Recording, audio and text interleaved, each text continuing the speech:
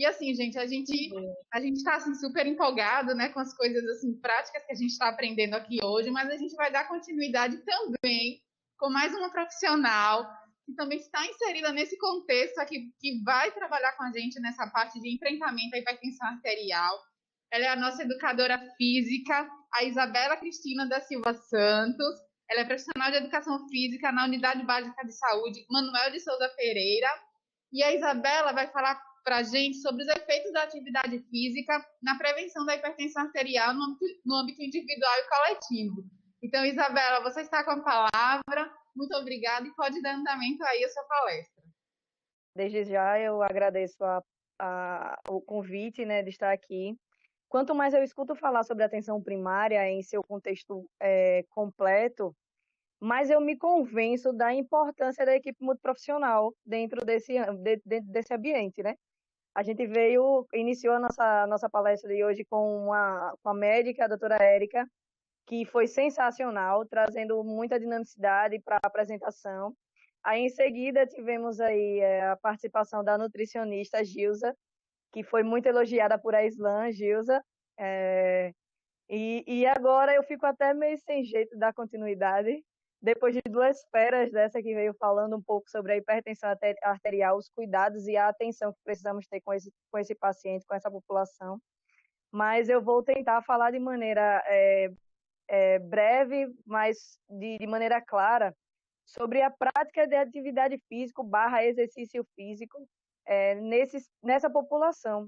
Quando estourou a pandemia, eu fiquei muito preocupada, porque disseram o seguinte, ó, não vai ter mais grupo, não tem mais atendimento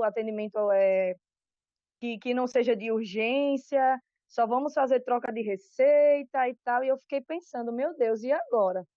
Tá certo que a gente está em meio a uma pandemia de um vírus desconhecido na época e precisa de todo esse cuidado, precisa de toda essa atenção. Mas e os pacientes que necessitam do atendimento continuado, como é que vai ficar?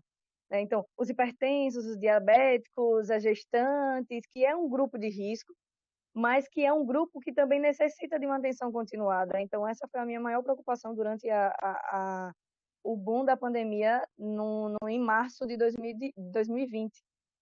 Mas as coisas foram andando, a gente foi conseguindo se estabilizar, entender um pouco mais da doença, entender um pouco mais de como ela afeta o nosso organismo e as pessoas da maneira diferenciada, certo?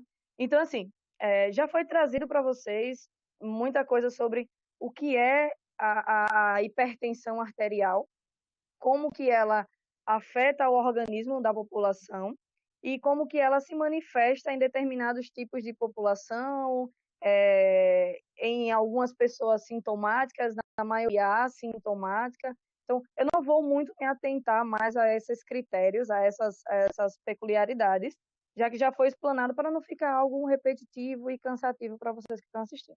Então, desde já eu gostaria de esclarecer que na época que eu fui convidada para ministrar essa palestra, eu fazia parte do quadro de funcionários da UBS Manuel de Souza Pereira.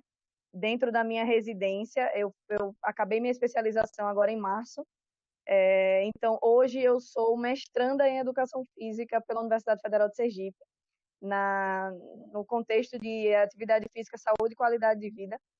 Mas a unidade básica ela não sai de dentro de mim. Foi onde eu aprendi as minhas maiores experiências, foi como residente dentro da unidade básica de saúde, tanto do Augusto Franco, que foi onde eu iniciei a minha residência, como a unidade básica de saúde Manuel de Souza, que foi onde eu consegui, dentro da pandemia, dar continuidade ao serviço da maneira que pudemos, né? Da maneira que nos foi permitida. É claro que tivemos uma série de mudanças, inclusive a academia da cidade, que Gilza falou anteriormente, ela está sendo retomada aos poucos. Tem alguns polos da academia da cidade que já estão funcionando em parceria com as unidades básicas de saúde, mas ainda não foi não voltou todos os polos. Mas aos pouquinhos a gente vai se estabilizando dentro dessa pandemia e retoma os cuidados e a disponibilidade, a oferta do serviço para toda a população, né? Bem, quando a gente fala sobre prática de atividade física, a gente sabe a importância que ela tem dentro do contexto de hipertensão, dos hipertensos, já que é sobre isso que estamos falando hoje. A atividade física ela tem uma contribuição muito significativa na redução desses níveis pressóricos dessa população. Mas a gente não pode esquecer que a prática de atividade física sozinha, ela não vai ter tanto efeito quanto a gente espera. Ela precisa vir junto com a boa alimentação, junto com uma boa comunicação com o paciente, com uma boa consulta médica, para que saiba se aquele paciente ele está tomando o medicamento, a medicação de maneira correta, nos horários corretos. E aí eu trago uma outra profissão que, para mim, é de fundamental importância dentro desse contexto de exercício físico, de hipertensão, que é o farmacêutico. Eu trabalhei numa equipe multi, com um farmacêutico, fonoaudiólogo e profissional de educação física e enfermeiro dentro da atenção primária. Então, eu saí de lá um pouco especialista em saúde da família, especialista em saúde da família, mas um pouco também sabendo da farmácia, um pouco da fonoaudiologia, um pouco da enfermagem, que eu acho que é esse o principal objetivo da residência multiprofissional. É você conhecer a profissão que está aliada a você. Né? Não é só a sua você já conhece, você sabe como ela funciona. Mas, para mim, o mais bacana é você conhecer a profissão do outro. Então, a farmácia ela tem uma importância fundamental nisso. Porque não adianta o paciente fazer atividade física regularmente, fazer um bom uso da alimentação saudável, mas ele não tomar a medicação da maneira correta. Então, por isso que eu digo, quanto mais eu falo sobre a atenção primária, mais eu me convenço da importância da equipe multi. Então, a gente pode ver que na diretriz brasileira de cardiologia, que saiu recentemente, em 2020, eles trazem que 27% a 50% da redução de níveis pressóricos e do risco de mortalidade na população hipertensa vem através do benefício da atividade física, da prática regular da atividade física. Mas a gente ouviu muito falar sobre atividade física e exercício físico. E existe uma diferença entre esses dois termos que ainda é muito pouco desenvolvida na população. Porque, mas a atividade física não é exercício físico não é atividade física, não são a mesma coisa? Não, não são a mesma coisa. E eu achei importante trazer um pouquinho sobre esses dois contextos, né? Essas duas dinâmicas, essas duas palavras, digamos assim. E eu vou começar falando sobre atividade física, que é o que a gente mais escuta falar. A pessoa, você precisa fazer atividade física, você precisa fazer atividade física. Mas o que é atividade física? Será que a gente não já faz atividade física a partir do momento que a gente acorda e levanta da cama? Então, atividade física é qualquer movimento corporal que tire o seu corpo do estado de repouso. Um exemplo, eu estou aqui sentada conversando com vocês. Se eu me levantar daqui e for até a geladeira, pegar uma água e voltar, eu já tirei o meu corpo do estado de repouso. Então, eu já estou praticando uma atividade física, certo? Se eu levantei e eu varri a casa, o idoso, ele varre a casa constantemente. Ele precisa se manter ativo. Então, ele já está praticando uma atividade física. Então, atividade física é todo e qualquer movimento que você faça que tire o seu corpo do estado de repouso, que tenha um gasto calórico, um gasto energético acima daquele que você gasta quando o seu corpo está em repouso, tá bom? E o exercício físico? Bem, já o exercício físico é algo mais planejado, é algo estruturado, é uma atividade que ela tem início, meio e fim. Você sabe quando ela começa, mas você sabe também como que ela termina. E geralmente ela é acompanhada através da frequência cardíaca ou do gasto energético que você está tendo dentro daquela atividade. Então, por exemplo, eu quero fazer uma caminhada de 1 hora. Eu posso simplesmente ir caminhar durante 1 hora. Isso é um exercício físico. Mas quando você está acompanhada por um profissional da educação física, aquele profissional da educação física, ele vai ter alguns parâmetros que vai avaliar para que a sua caminhada ela seja mais eficaz, ela seja mais eficiente, tenha uma maior influência na diminuição desses níveis pressóricos do seu paciente. Por exemplo, a gente trabalha muito com a frequência cardíaca, que é quantas vezes o seu coração bate em 1 minuto. Para a gente isso é muito importante, porque a gente tem como avaliar se aquele paciente ele é sedentário, se ele é inativo, se ele é ativo, ou se ele está tendo algum problemazinho ali, alguma disfunção que precisa ser investigada, certo? Então, a gente utiliza isso para fazer uma zona de treino. O que é uma zona de treino? A gente vai estabelecer que aquela atividade ela vai ser, a frequência mínima dela vai ser, vou dar um exemplo, vai ser 100 batimentos por minuto e a frequência máxima não pode ultrapassar de 140. Então, eu não quero que o meu paciente ele faça uma atividade com uma frequência cardíaca menor que 100, mas eu também não quero que ele ultrapasse os 140, certo? Então, essa é a zona de treino que eu delimitei para aquela atividade. Por que essa zona de treino é importante? Principalmente para pessoas hipertensas. A gente tem que se atentar que o coração de um hipertenso ele já é um coração deficiente, é um coração deficitário. A gente não pode... Então, assim, o coração dessas pessoas ela já tem um pouco de dificuldade, digamos assim, de bombear o sangue, justamente pela patologia da hipertensão, certo? Então, a gente não pode exigir do paciente hipertenso que o coração dele trabalhe mais do que o que ele é capaz. Então, é por isso que é importante que esse paciente ele seja acompanhado de perto, olhar a frequência cardíaca, a questão da subjetividade do esforço também é muito importante, é perguntar para o paciente, e aí, como é que você está se sentindo? Está tudo bem? E hoje eu ainda acrescento algo mais, que é a oxigenação sanguínea. A gente tem que também observar isso, porque a maioria dos pacientes daqui para frente, eles vão ter sido acometidos pelo Covid. Então, é importante a gente estar com esse parâmetro também dentro da avaliação, para que a gente tenha um acompanhamento mais seguro, mais fidedigno à necessidade do paciente. Então, assim, atividade física, todo e qualquer movimento que tire seu corpo do estado de repouso, certo? O exercício físico ele é algo mais planejado, que vai seguir um parâmetro e um critério para a realização daquele exercício, para que ele seja mais eficiente, mais eficaz para a sua patologia, certo? A musculação, a natação, a caminhada são alguns exemplos de exercício físico.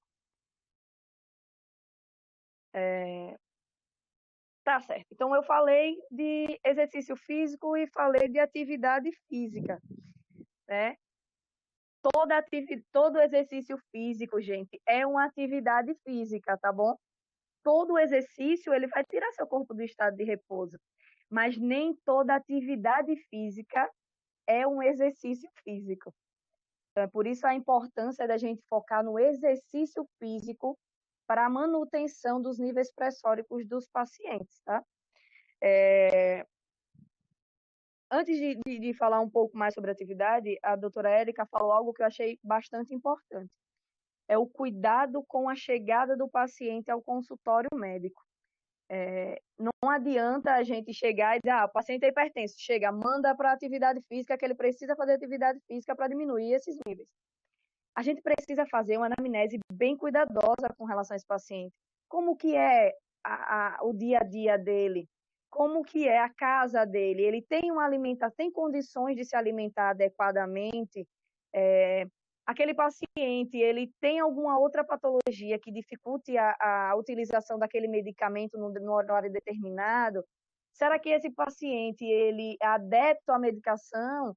Será que ele não está fazendo uso de outras coisas que venham a conciliar com o medicamento e causem um efeito contrário? Como o exemplo que a nossa amiga Gilza trouxe, o none, na UBS Manuel de Souza, tem um pé de none.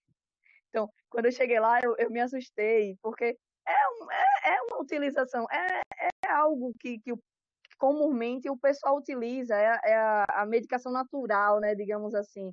Então, a gente não pode simplesmente chegar para o paciente, não, você não pode tomar isso.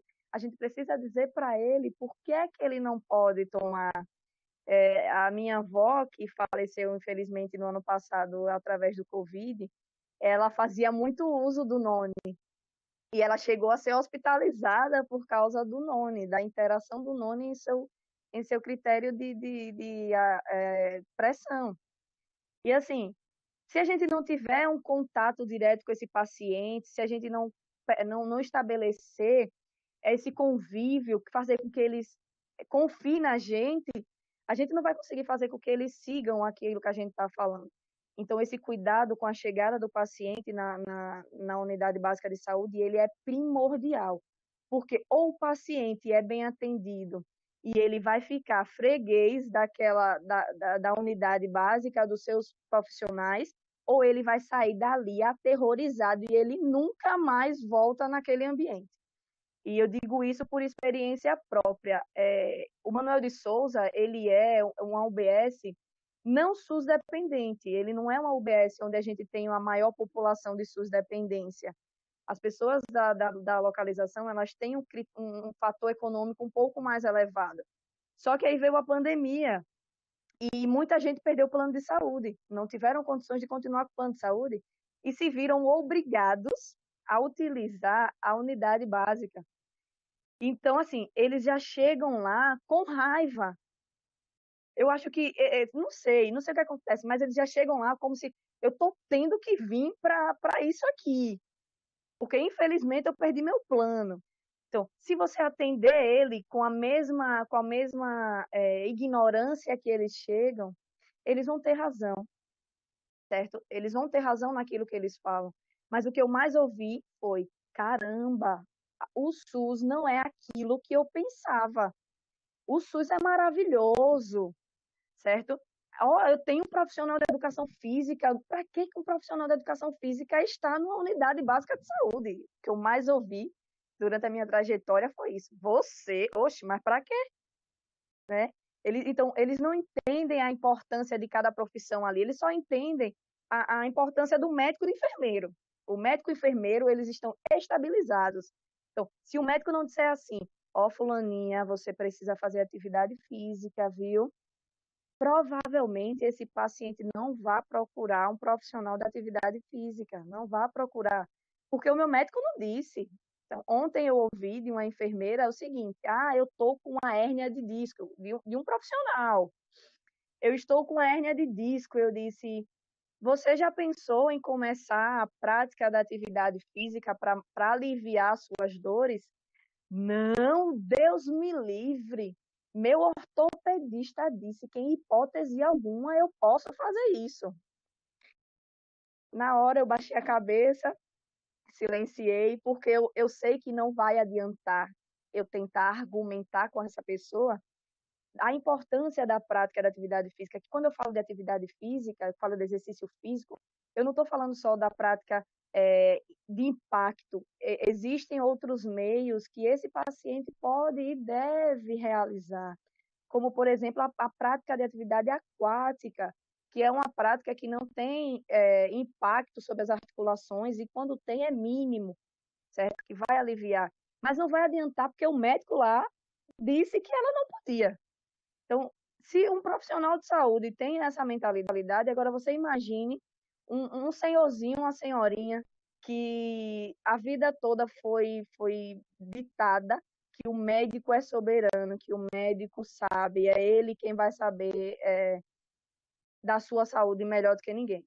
Então, assim, a gente precisa dessa compreensão, desse feeling da equipe, de instruir os seus pacientes. Um paciente instruído é um paciente bem desenvolvido, de saúde mesmo, que eu estou falando.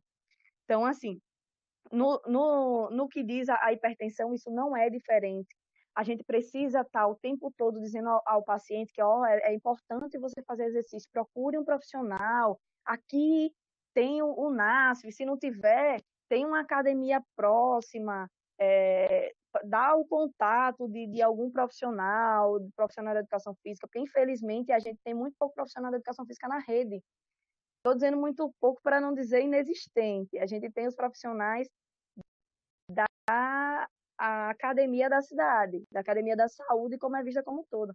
Mas dentro da rede, dentro da UBS, ele ainda é muito escasso. Então, a residência está vindo também nesse parâmetro para tirar isso. Então, a gente tem 2 unidades básicas de saúde, de 44.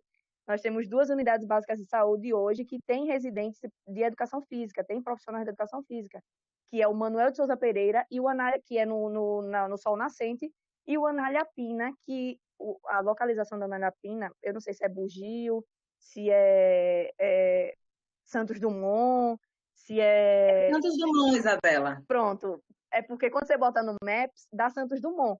Só que quando você vai na Anália Pina, é mais próximo do Bugio do que do Santos Dumont. Mas dentro do Anália Pina e do Manuel de Souza, nós temos profissionais de saúde, de educação física, inseridos no âmbito da saúde, para auxiliar nessa deficiência que a gente tem de profissionais na rede, certo? Então, orienta, encaminha. Se tem alguém aqui dessas 2 unidades, faz uso desse profissional. Se o paciente chegou lá com hipertensão e você percebe que a alimentação tá boa, que ele está tomando medicação correta, mas que mesmo assim os níveis de pressão eles não conseguem diminuir, e tem o profissional da educação física lá, encaminha para o profissional, ele vai fazer uma anamnese, vai estudar um pouco o caso do paciente e vai entrar com a atividade adequada. Nós estamos trabalhando de maneira individualizada. Estamos em pandemia, não podemos criar grupos, né, aglomerados. Mas a orientação individualizada e o treinamento individualizado, ele permanece. Então, eu vou atender um paciente de maneira individualizada, eu vou entender o contexto dele, o contexto de saúde dele, e vou, a partir dali, passar um treinamento, seja em casa, ele sozinho em casa, mas com um acompanhamento de pelo menos uma vez na semana, 2 vezes ao mês, no máximo, dele estar vindo até a gente, ou a gente indo até eles, para saber como é que está o desenvolvimento dessa atividade, certo?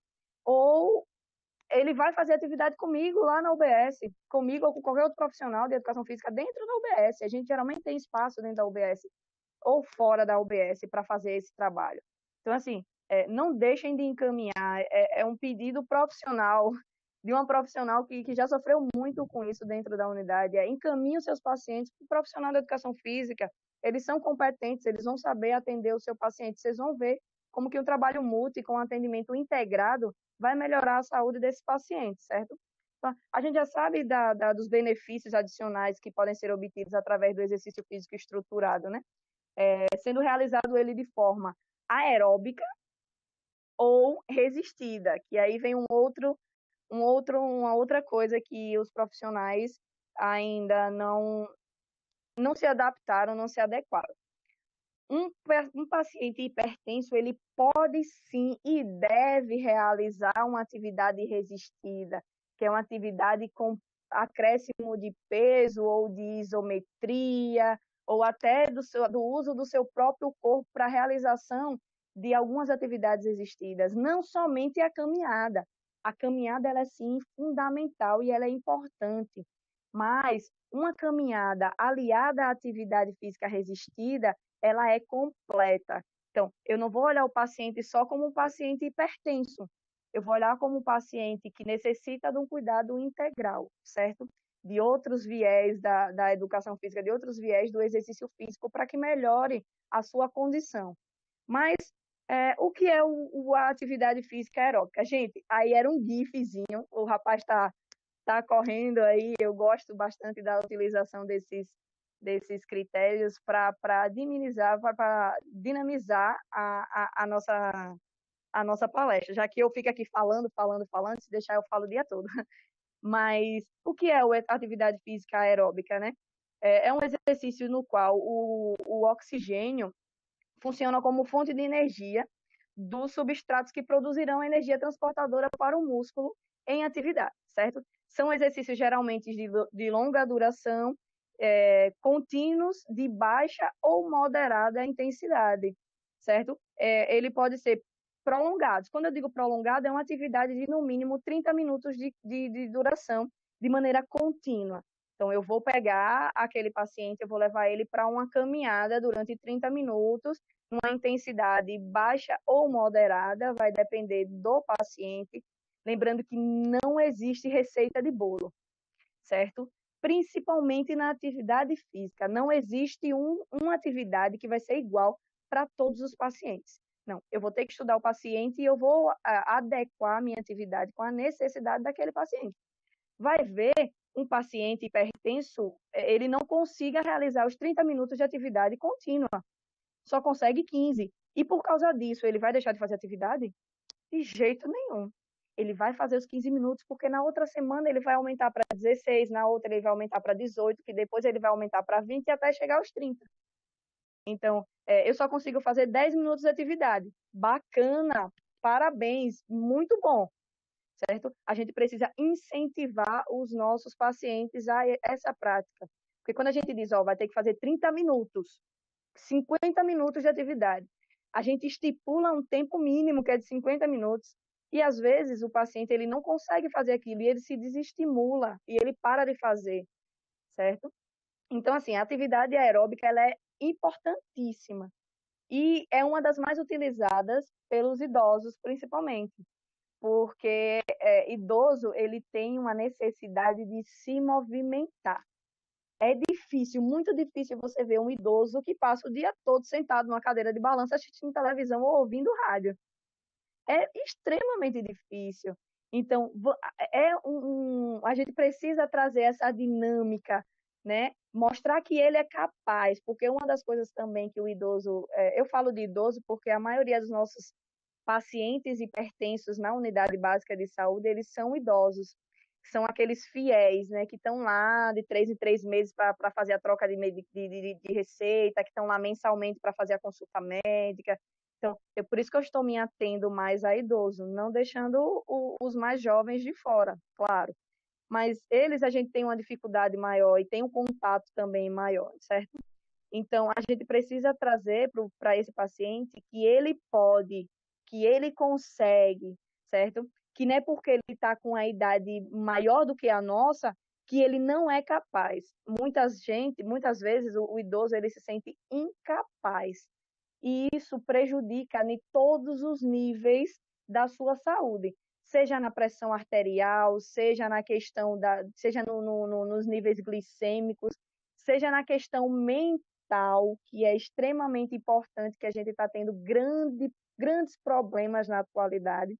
Então, ele precisa se sentir capaz, certo? Então, eu só consigo fazer, Isabela, 20 minutos de esteira ou 20 minutos de caminhada ao redor do meu condomínio ou na rua. Perfeito, seu fulano, perfeito, dona Cicrano.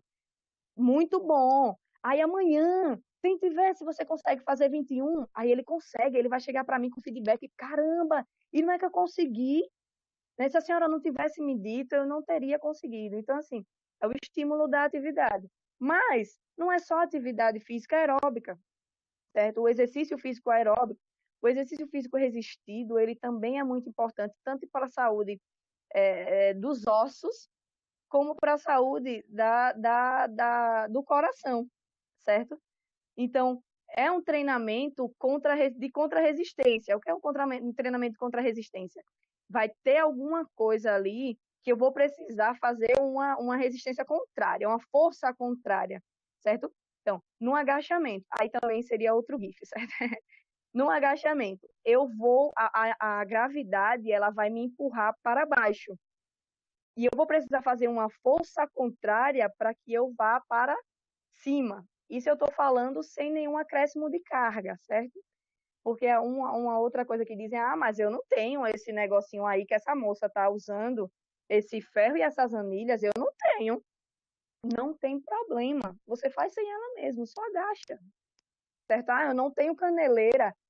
Não tem problema, faz sem a caneleira. Eu não tenho halterezinho, que é aquele pezinho que a gente faz, principalmente com relação a membros superiores. Você tem 1 quilo de feijão em casa, tem 1 quilo de arroz em casa, você pode utilizar ele. Mas 1 quilo de arroz fica muito pesado. Tudo bem. Você tem aquela garrafinha de água mineral de 500 ml? Não tenho não, mas eu consigo. Pronto, você pegue ela e inicialmente encha de água. Por que água? Porque a água, por mais que 500 ml de água seja 500 ml de areia, sejam a mesma coisa, a densidade ela é diferente. Então, se eu pego uma garrafinha de 500 ml e boto água em uma e coloco areia em outra, quando eu for pesar, elas vão ter pesos diferentes por causa da densidade, certo? Então, faz a utilização de materiais de criatividade, usa a criatividade para usar material. Eu não tenho a barra de ferro, mas você tem uma vassoura em casa, então você tem um bastão, certo? Então, a gente se utiliza muito desses critérios, dessas coisas para que essa prática seja mais, não que seja fiel, mas que seja mais eficiente, certo? Então, o treinamento resistido ele é realizado com uma contra-resistência, geralmente com a utilização de pesos, mas não somente com a utilização de pesos. E tem como benefício o desenvolvimento de potência, certo? Força e resistência muscular. Além da diminuição de gordura corporal, que é extremamente importante, como a doutora Érica e Geisa trouxe, a composição corporal ela tem uma influência gigantesca na pressão arterial. Então, tem idosos que têm uma composição corporal muito fora do padrão adequado, do padrão ideal que a gente utiliza dentro dos critérios científicos. E ele não vai conseguir diminuir a sua gordura corporal, por exemplo, porque a partir de uma certa idade, o nosso metabolismo ele começa a desacelerar. Então, fica mais difícil de se perder peso. Mas isso não quer dizer que eu não consiga desenvolver a massa magra, certo? Que é importante para a normalização desses parâmetros. Então, é difícil de diminuir o peso de balança, porque existe uma diferença entre peso de balança e composição corporal, gordura corporal, certo? O povo diz, eu estou treinando há 30 dias e eu não diminui 1 quilo, né? A gente escuta muito isso. Mas, gente, o peso de balança, às vezes, é massa magra, porque 1 quilo de massa magra é igual a 1 quilo de massa gorda. É igual. O que é que difere é o tamanho do espaço que aquilo vai ocupar. Isso aqui é 1 quilo de massa magra. Isso daqui é 1 quilo de massa gorda. Então, eu vou ter um espaço maior, certo? Então, eu sempre digo que balança não é parâmetro para gordura, certo? Balança não é. Circunferência, sim. A adiposidade, sim, mas balança, não. Então, não é porque aquele paciente ele é mais cheinho que necessariamente ele tenha uma maior quantidade de gordura, tá bom? Então, é importante a gente frisar isso, porque às vezes o paciente chega na nossa sala e a gente olha logo para a composição corporal. A composição corporal, ela precisa ser vista, mas tem outras coisas também que precisam ser avaliadas, tá bom? Acho que deu para entender um pouquinho da diferença do exercício aeróbico e do exercício resistido, né? Então, eu vou trazer agora um pouco mais para dentro da UBS. O que é que a gente tem hoje, certo? Dentro da nossa rede de atenção primária, que relacione o exercício físico à atenção primária. Nós temos a Academia da Saúde. Eu coloquei a Academia da Saúde, gente, porque a Academia da Saúde é como está dentro dos protocolos do Ministério da Saúde, certo? É a nível federal. Mas cada município ele tem a autonomia de mudar essa nomenclatura. É tanto que em Aracaju, Socorro, é porque eu moro em Nossa Senhora do Socorro, viu, gente? Aí acabou saindo de Socorro. Mas em Aracaju, ela é chamada de Academia da Cidade. Em Nossa Senhora do Socorro, é chamada de Academia da Saúde, certo? Ou Academia de Praça, porque é onde ela é realizada. Mas o programa, ele é tido como Ministério da Saúde por Academia da Saúde, certo?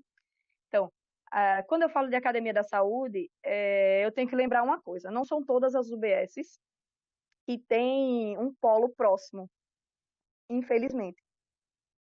Se eu não me engano, se eu não estiver enganada, porque surgiram alguns novos polos depois de que eu saí, existem 26 polos, eu não sei se vocês têm essa informação aí, mas existem 26 polos da academia da cidade espalhada pelo município de Aracaju. Hoje, temos menos da metade em atividade, porque a gente teve que parar, o pessoal teve que parar por causa da pandemia. Mas retornou, tem acho que 2 meses que retornaram alguns polos.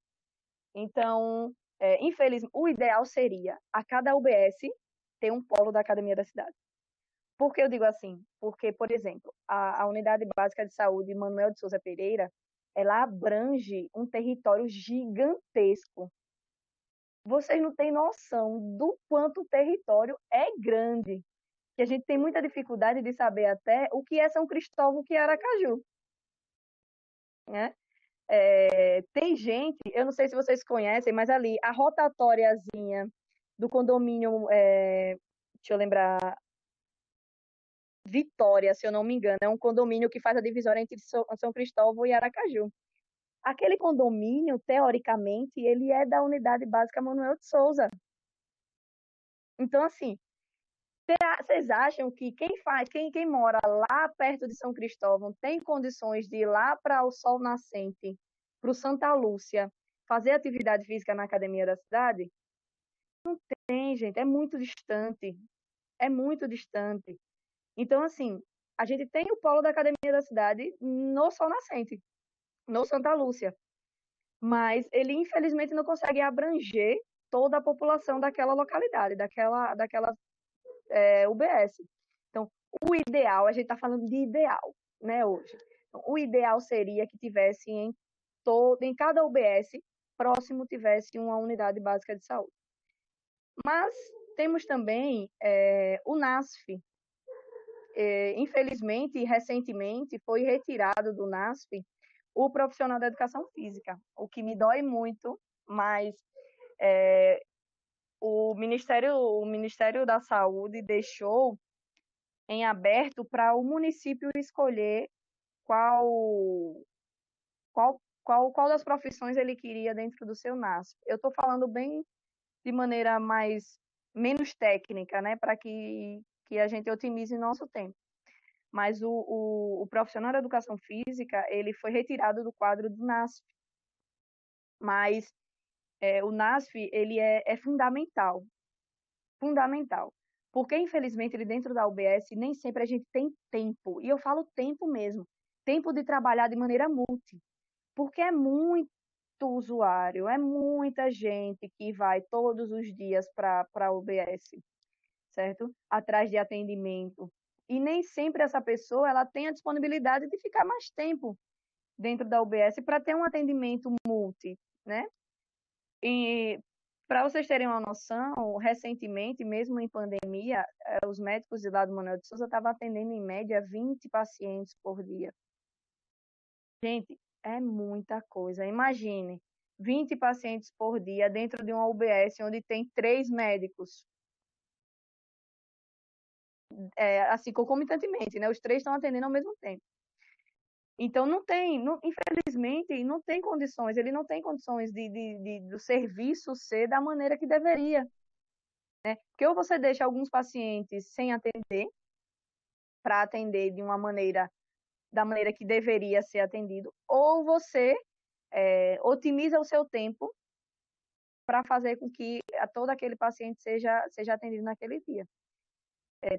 Eu aprendi uma coisa com um determinado médico, que infelizmente agora ele está afastado, mas é sensacional, sensacional, que eu tive a oportunidade de trabalhar com ele. Ele disse o seguinte, não adianta você atender o paciente que só para trocar receita. Ele veio somente para trocar receita. Então, é só trocar receita? Então, 5 minutos ele está liberado da minha sala. Não adianta fazer isso, porque posteriormente, na semana seguinte, ele vai vir e vai dizer, doutor, eu estou precisando de exames. Certo? Então, se esse atendimento ele for feito de maneira integral, o paciente veio para trocar receita. Mas, tá certo, mas como é que você está se sentindo? Você está precisando, quando foi que você fez exame? Quando foi que você fez uma última avaliação? Fez exame de lâmina? Não. Fez uma avaliação física já? Não. Então, se eu trago tudo isso, provavelmente o paciente vai demorar mais a vir ao UBS. né? Não por negligência dele, mas porque ele teve um atendimento completo.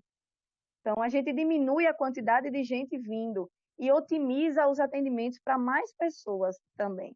Então, o NASF, ele tem essa importância, porque, na maioria das vezes, o médico não consegue sair do consultório para ir à casa do paciente, né? Então, o paciente, através do NASF, ele vai ser atendido no seu domicílio, certo? Alguns têm dificuldade de locomoção, é acamado, então vai estar com esse atendimento mais presente. E o profissional da educação física, ele vai até a sua casa fazer atividade física com você, dentro do seu ambiente, onde você se sente mais confortável. Então, essa é uma ferramenta para trazer pessoas para a gente, para que elas se sintam acolhidas também. E não, por último, mas não menos importante, a gente tem a residência multiprofissional em saúde da família, que é ofertada anualmente pelo HU UFES, através da EBSER, certo? É uma ferramenta sensacional. Quem é profissional e que tem a residência como uma ferramenta para que vocês trabalhem, eu aconselho a vocês a participarem da seleção, se tiverem condições, e participarem da vivência e experiência que é a residência multiprofissional. A residência multiprofissional em saúde da família, hoje, a gente está em 4 profissões. O profissional da educação física, o farmacêutico, o fonoaudiólogo e o enfermeiro. Eles trabalham em conjunto durante 2 anos dentro de uma UBS específica, trabalhando em conjunto com a equipe de saúde da família. Geralmente é uma equipe de saúde da família que ela está alocada, que é onde tem seu preceptor, que é o profissional da UBS, que fica responsável por receber esses pacientes e dar o suporte. Mas ele atende a unidade como um todo. Ele está alocado em uma equipe, mas ele atende a UBS como um todo. Nem sempre a gente consegue fazer um trabalho igual para todas as equipes, porque a gente não tem perna. Somos 4 profissionais para 5 equipes, por exemplo, que é um mundo de gente que a gente não tem condições de atender. Mas assim, então, a gente tem um profissional da educação física que tem uma fundamental importância para esses pacientes. Como que a gente trabalha? Como que a gente trabalha com esses pacientes dentro da unidade básica de saúde? Então, esse é um fluxograma. Quando eu entrei na unidade básica de saúde, eu senti uma necessidade muito grande de organização de fluxo. Como que o paciente chegava até o profissional da educação física? Como que ele vinha até a gente? Então, a gente não tinha esse fluxo. As pessoas não entendiam, a recepção é super lotada sempre. O médico, ele não sabia para onde ele deveria encaminhar, porque tem isso também. É só chegar lá, bater na porta e dizer, vim aqui, eu quero ser atendido. Então, foi criado esse fluxograma. Eu vou só abrir o fluxograma aqui dentro do meu computador, porque ele aqui no celular, ele está bem pequenininho, certo? E eu posso ser que eu acabe falando alguma coisa que saia dentro do padrão. Mas como é que funciona? O profissional da educação física, ele está dentro da UBS para atender todo e qualquer paciente, não só hipertenso, diabético ou com alguma outra doença crônica não transmissível. Ele está lá para atender todo e qualquer paciente que se sinta à vontade para ter esse atendimento, certo? Ele chega na UBS e vai ser encaminhado para a recepção. Como é que ele vai ser encaminhado para a recepção? Ele vai ser encaminhado ou por algum profissional da unidade básica, seja a ACS, seja agente de edemia, seja um multiserve, não importa. Foi funcionário da UBS, ele vai ser encaminhado para a recepção, certo?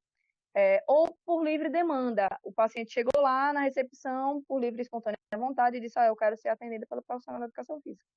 Então, o profissional da educação física, então, a recepção vai encaminhar esse paciente para o profissional da educação física, que vai fazer o seu atendimento em consultório, que a inovação da educação física dentro da unidade básica de saúde, é o atendimento em consultório.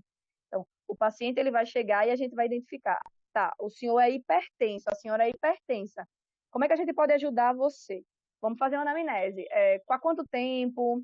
qual medicamento que o senhor toma, como que tá os seus níveis pressóricos na última semana ou no último mês, tem histórico de cardiopatia, tem histórico de alguma lesão óssea, tem alguma outra dificuldade que faça com que o senhor seja impossibilitado, debilitado de praticar o exercício físico, uma série de coisas que a gente vai perguntar, certo? A partir daí, a gente identifica o nosso paciente, a gente tem as características do nosso paciente, a gente tem algumas possibilidades de encaminhamento. Certo? Porque eu não vou ficar com ele dentro do consultório a vida toda, não é? Agora a gente vai ficar 1 hora aqui dentro do consultório para fazer o nosso exercício, certo, senhorzinho? Certo, senhorinha? Não, a gente vai encaminhar, até porque as nossas UBSs, elas são pequenas em questão de espaço mesmo, e ela não tem condições de comportar tanta gente assim. Então, a gente tem algumas opções para encaminhar.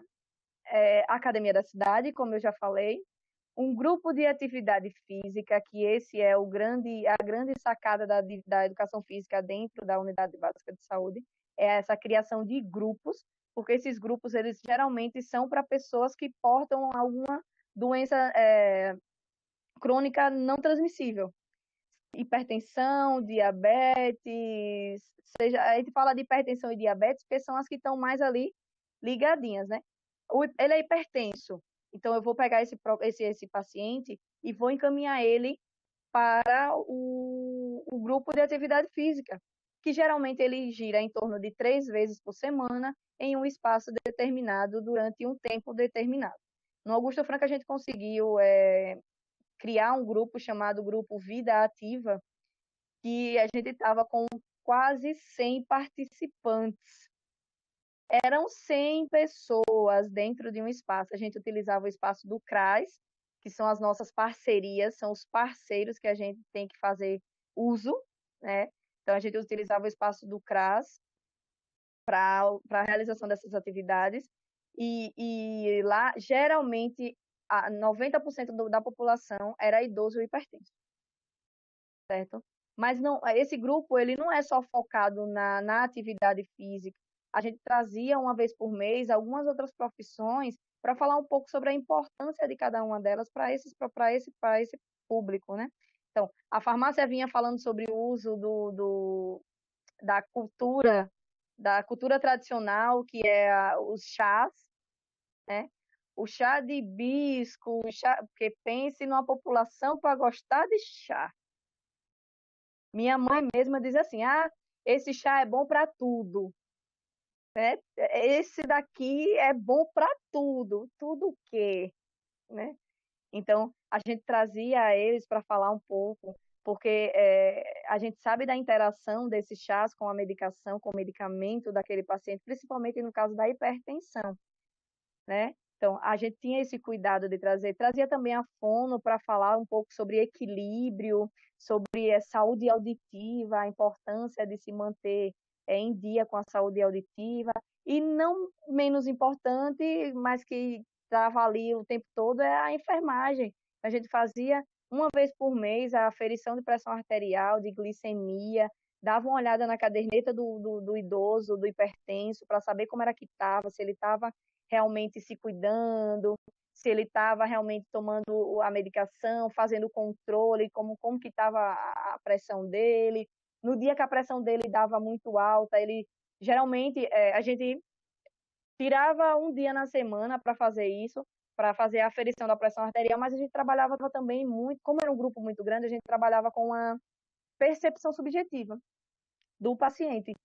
De tipo, hoje eu tô com uma dor na nuca. Tá quando senta ali, que a gente vai dar uma olhadinha na sua pressão, como que tá. Eu falo dor na nuca porque é um sintoma clássico, né? De pressão alta. Então, senta ali que a gente vai dar uma olhadinha na sua pressão arterial, vai ver como tá. Independente de como estivesse, a gente orientaria ele a voltar para casa, a procurar o médico posteriormente na unidade. Geralmente, ele já saía de lá com a consulta médica marcada, saía do grupo com a consulta médica marcada, para dar uma analisada por que estava acontecendo aquilo. Mas a gente tinha esse cuidado porque a gente sabe que a pressão é traiçoeira. Então, eu estou bem aqui, começo a fazer atividade física, daqui a pouco eu tenho um pico de pressão e o paciente chega, nunca aconteceu, graças a Deus, a infartar fazendo atividade física. Então, por que nunca aconteceu? porque a gente tem que ter todo o cuidado com relação a esse público, certo? Então, isso era feito de maneira acompanhada, geralmente o enfermeiro estava lá também para auxiliar a gente dentro dessa atividade. Mas é muito difícil, porque a gente conseguia isso por causa da residência, que a gente tinha profissionais residentes ali. A gente sabe que a rotina da UBS ela é muito corrida, né? Eu não estou aqui como demagoga para dizer que não, vocês têm que fazer isso. Eu entendo que é muito difícil. Além disso, não existe só hipertensos idosos ou jovens, existem as gestantes. E a gente tem que ter um cuidado ainda maior, porque a hipertensão arterial em gestantes pode trazer muito sérias complicações, como a eclâmpsia e a pré-eclâmpsia, são as clássicas da gestação que causam a maior número de mortalidade materno e infantil do feto, do bebê e da mãe também, né? Então, a gente também tinha um grupo de gestantes, onde a gente encaminhava esse paciente para fazer atividade ou individualizada. Geralmente, a gestante ela é atendida pelo profissional da educação física de forma individual. Porque uma coisa é um grupo de idosos, onde a gente pode mais ou menos predeterminar as atividades que a gente vai realizar. Outra coisa é uma gestante. Então, a gestante ela tem uma barriga maior, uma barriga menor, uma altura uterina maior, menor, ela tem uma deficiência de flexibilidade maior, menor, e que a gente precisa ajustar uma por uma. Então, é muito difícil você fazer isso com relação a grupos. Então, a gente trabalhava muito com atendimento individualizado. O que acontecia no atendimento individualizado da gestante? Ela chega, a gente faz a aferição da pressão arterial, todas as vezes, essa sim a gente consegue fazer todas as vezes, dava uma olhadinha na caderneta da gestante para saber como era que estava, se era uma gestante de risco.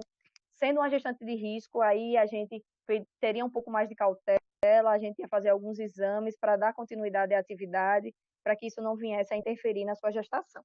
A gente trabalhava sempre em conjunto com o médico autorizava a participação através de um protocolo, autoriza a participação dessa gestante na prática da atividade de exercício físico. Por que isso? Porque eu preciso me resguardar. Eu sou profissional e a gente tem que estar trabalhando em conjunto com os demais profissionais, para que depois, quando acontecer, que se viesse a acontecer alguma coisa, a gente se juntasse e juntos a gente entendesse o que deu de errado, né? Foi realmente a atividade física ou será que tem algum outro fator que influenciou? Por isso que é importante a consulta multiprofissional, para que a gente junto consiga entender o que está acontecendo com aquele paciente. Mas a atividade para gestante ela era realizada de maneira individualizada. E o grupo ele servia para que a gente falasse sobre algumas outras coisas pertinentes à gestação, certo? E além disso, além dos grupos, existia também um encaminhamento para, como eu falei anteriormente, para esse atendimento individualizado. Tem gente que precisa desse atendimento individualizado, que é tímido, que não consegue se locomover até o local onde o grupo está desenvolvendo essa atividade, por uma série de fatores, certo? Então, essas são as possibilidades que eu trabalho dentro da unidade básica de saúde hoje ainda, certo? Por que eu trouxe isso para vocês? Por que eu não me foquei tanto na parte da prática da atividade, da importância da atividade física para a população hipertensa? Porque isso é um assunto que todos nós já sabemos. O que a gente não sabe é como lidar com isso. Para onde é que eu vou encaminhar esse paciente? Eu sei que precisa fazer atividade física, mas como que eu vou encaminhar ele? Para onde é que eu vou mandar ele? Então, eu acho que essa parte ela é extremamente importante e vocês, como atenção primária, estar por dentro, saber como que isso funciona, como que é utilizado, porque ainda é uma profissão nova dentro desse campo. Ainda tem muito pouco profissional dentro do campo da atenção primária, profissional da educação física dentro da atenção primária. Então, a gente precisa, todas as possibilidades que a gente tiver, a gente precisa trazer como que isso funciona dentro da atenção primária, dentro da atenção básica.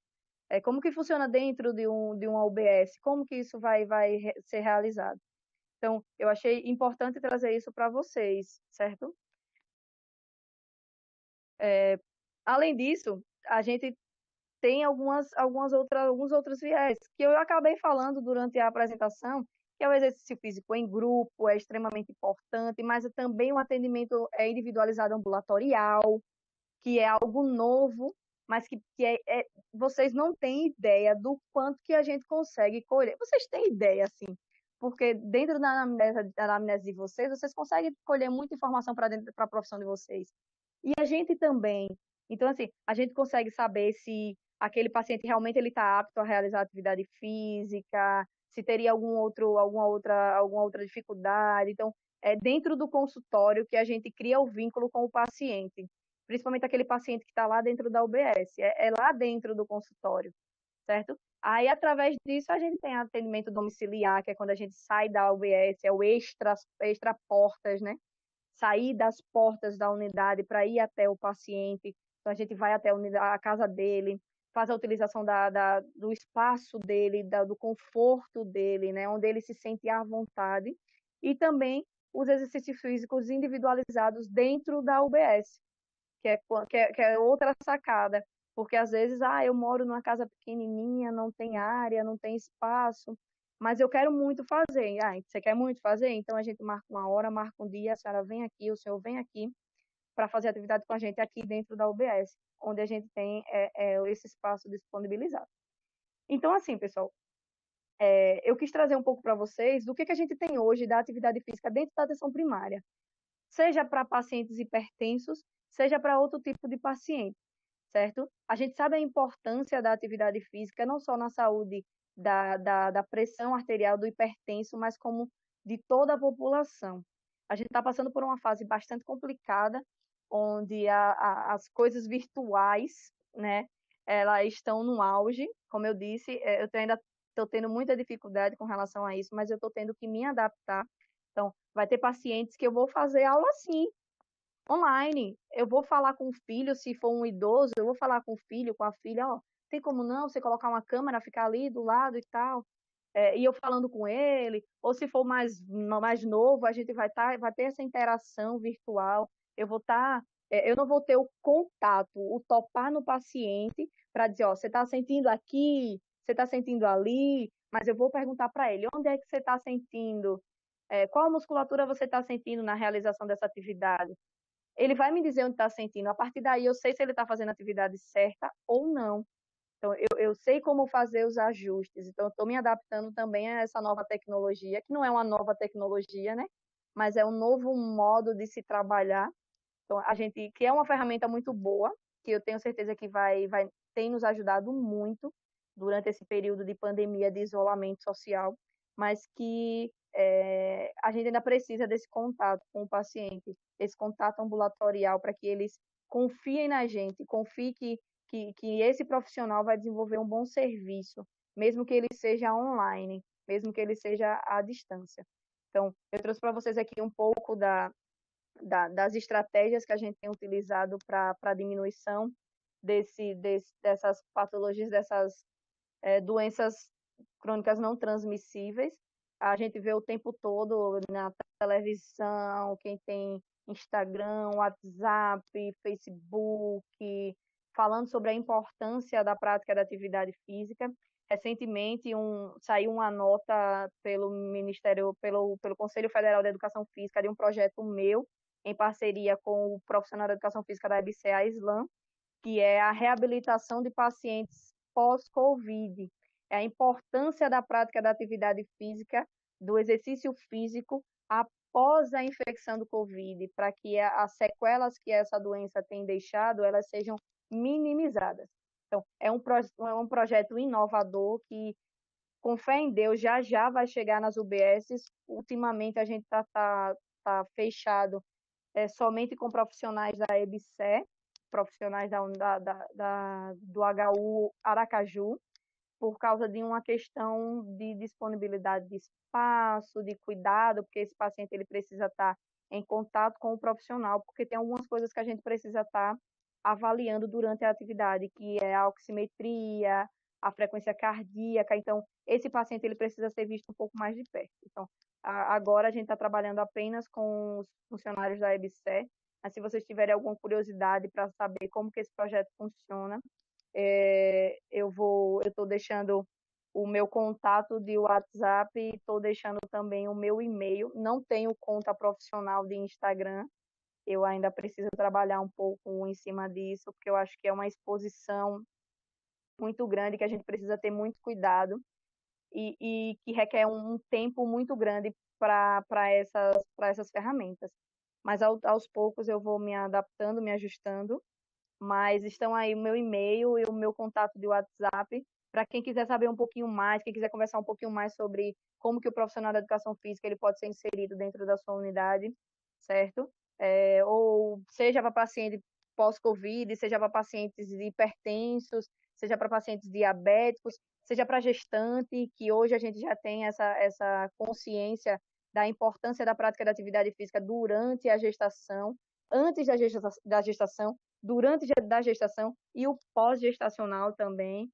Então, eu me coloco à disposição de vocês, agradeço imensamente a oportunidade que vocês estão me dando de estar aqui para trazer um pouco da importância, não só do exercício físico para esse grupo prioritário, mas como que a profissão ela está inserida dentro da atenção primária.